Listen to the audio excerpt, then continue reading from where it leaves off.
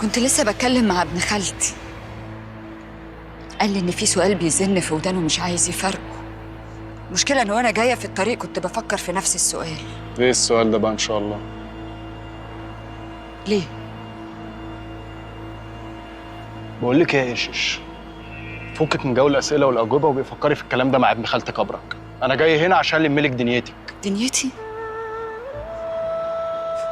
فارق لك لم دنيتي؟ لا، مش هفكر في الكلام مع ابن خالتي وهفكر فيه معاك انت. قلتها لك واحنا في اولها، انا اللي زيي مش جايه غير في الجد، ما بتدورش غير على الستر. ليه؟ ليه تظلمني وتتوسخ؟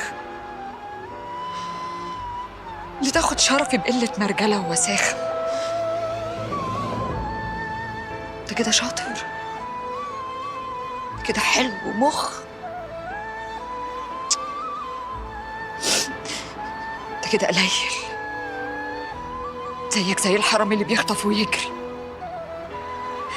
وربي هو الحكم بيني وبينك، وانا خصمتك قدامه يوم القيامه. طب بلاش منه الكلام ده عشان انا جاي احل. جاي تحل؟ ازاي؟ انا عايز اراضيكي وكاننا ما تقابلناش. ده اللي هو ازاي برضك؟ هدفع لك المؤخر، المليون جنيه اللي كانوا مكتوبين في عقد الجواز، المضروب. حلو قوي عليكي واغلى بكتير من شرفك. وخلي بالك انا مقدرك بزياده عشان الدمعتين الحلوين اللي في عينك.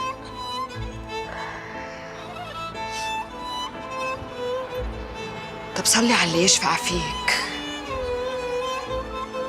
انت نطيت برجلك وسط العوالم، وسط حريم بتقف في عز البرد قدام الغريب ومامة الشوارع ببيض الراس. لا، وملونه وبترتر عشان اللي ما شافش يشوف. فقابل يا اسطى شر ده عمر ما مخك يجيبها.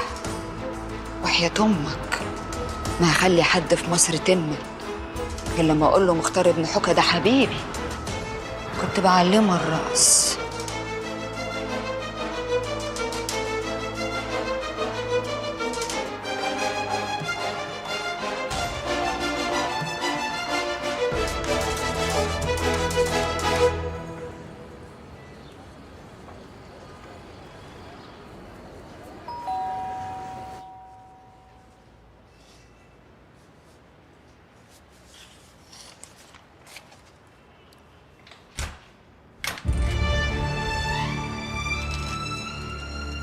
ازيك يا ام مختار؟